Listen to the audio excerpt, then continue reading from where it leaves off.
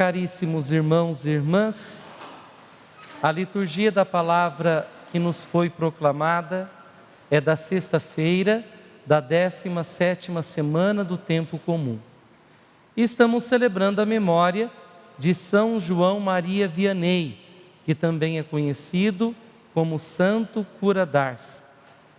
Por muito tempo ele se tornou patrono dos párocos, e ser pároco é um ofício de padre, dentre outros que existem, né? E depois, em 2009, nos foi proclamado pelo Papa como o ano sacerdotal.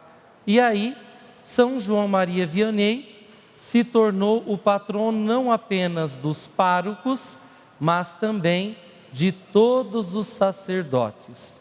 Por isso é que no dia 4 de agosto nós celebramos o Dia do Padre.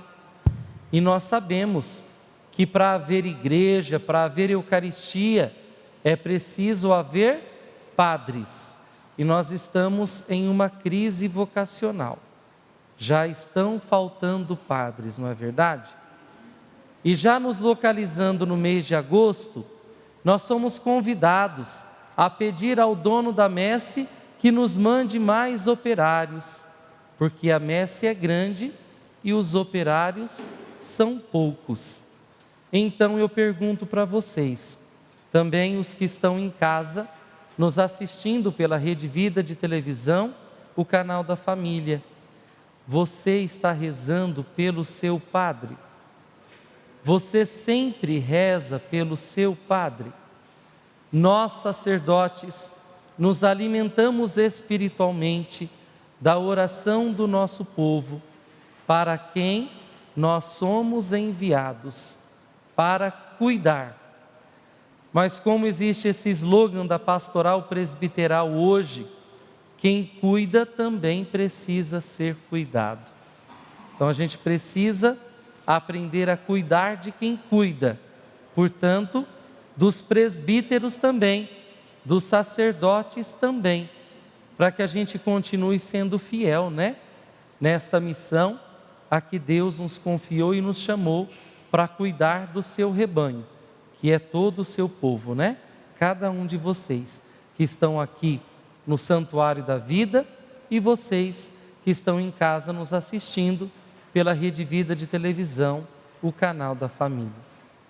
Meus queridos irmãos e irmãs, a primeira leitura tirada do livro do Levítico nos fala sobre o culto divino, nos fala de uma liturgia instituída e vejam, também nos fala de uma santa assembleia. É como se fôssemos ensinados a partir de um calendário litúrgico no Primeiro Testamento. A igreja é regida por um calendário litúrgico.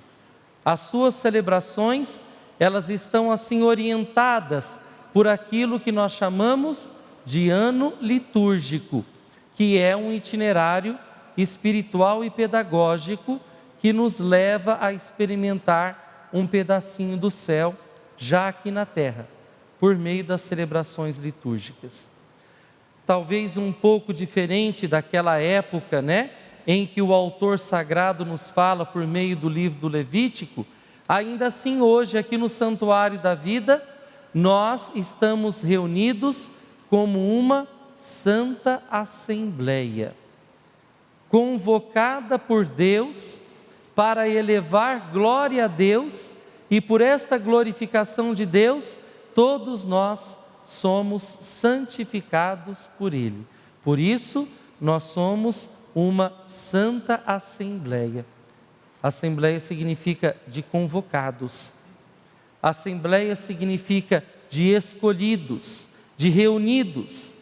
E depois, a partir do Segundo Testamento, principalmente pela teologia paulina, nós começamos a compreender que nós fazemos parte do corpo místico de Cristo.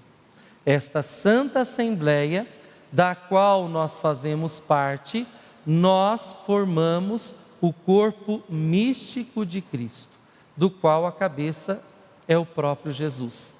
Mas que privilégio, não é? Nós fazermos parte, estarmos interligados a esta cabeça e termos cada um a sua função em prol da construção do reino de Deus, já aqui na terra.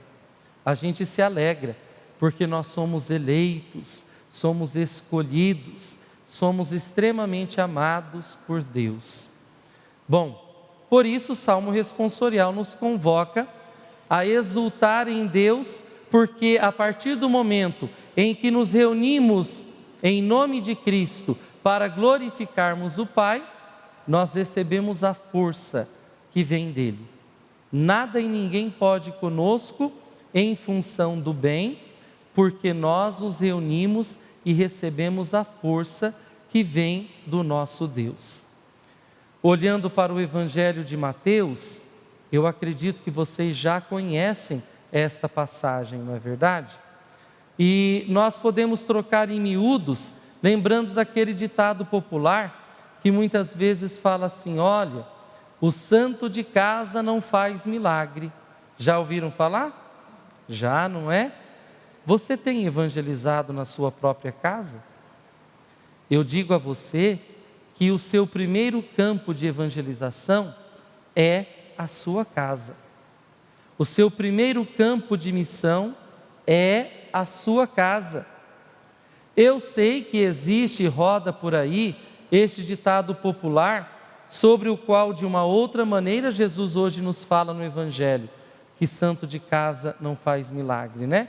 Jesus de outra forma ele fala assim: um profeta só não é estimado em sua própria pátria e em sua própria família, mas deveria ser. A gente pensa que nós esgotamos o conhecimento de Deus só porque somos íntimos dele. Nós devemos ser íntimos de Deus, claro, ele é o nosso Pai, mas a nossa pequenez nunca, jamais vai esgotar a sua capacidade de milagres. Naquela época, os conhecidos e parentes de Jesus, embora pudesse conhecê-lo desde pequeno, não conhecia o profundo mistério de Deus que se encontrava no próprio Cristo. Eles não tinham a consciência de que Jesus era o Cristo, o Messias. Por isso, não davam credibilidade a nosso Senhor Jesus Cristo. Às vezes, pelo fato de acharmos que conhecemos a Deus, nós esgotamos o conhecimento de Deus e aí nós impedimos que o seu milagre ocorra em nós e também em nossas vidas. Não que a gente tenha capacidade de impedir o poder de Deus, não é isso, de forma alguma, mas é como se fechássemos o nosso coração para a ação de Deus, porque Ele nos ama tanto que Ele nos deixa livres para escolher em ter fé, acreditar se de fato Ele pode ou não, operar milagres em nossas vidas. A gente já não ouviu falar que para aquele que crê, para aquele que tem fé, nada é impossível? Sim ou não? Sim, não é verdade? Então é preciso ter fé, para que aquilo que é impossível aos olhos humanos, torne-se possível para Deus, porque para Deus nada é impossível. A gente fala celebrar mistério de Deus. Nós celebramos o mistério pascal de Cristo, mistério. Quem somos nós, seres humanos, para acharmos que conseguimos esgotar o conhecimento de Deus? Nunca, jamais. É claro que quanto mais nós conhecemos, mais nós amamos, é verdade.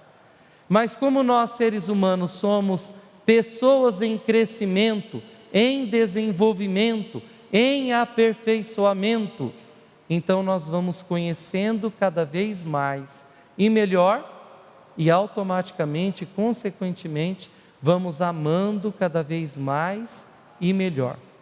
Mas é preciso nos colocarmos neste caminho. É um propósito próprio dentro de cada um de nós. Deus respeita a nossa liberdade porque Ele nos ama. O que é que nós fazemos com este amor? Peçamos então a Deus, que é nosso Pai, que nos encoraje por meio do seu Espírito, que a Virgem Maria, que é mãe e rainha das vocações, interceda a Deus pelas vocações sacerdotais, pelas vocações religiosas, mas também pelas vocações de cada um de vocês, leigos e leigas, que são chamados a serem sujeitos eclesiais, que se comprometem com a causa do reino de Deus dentro da Igreja de Jesus Cristo.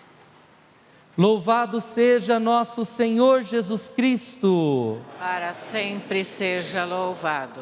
Este programa teve o apoio dos nossos benfeitores. Seja você também um fiel evangelizador. Ligue para 11 4200 8080.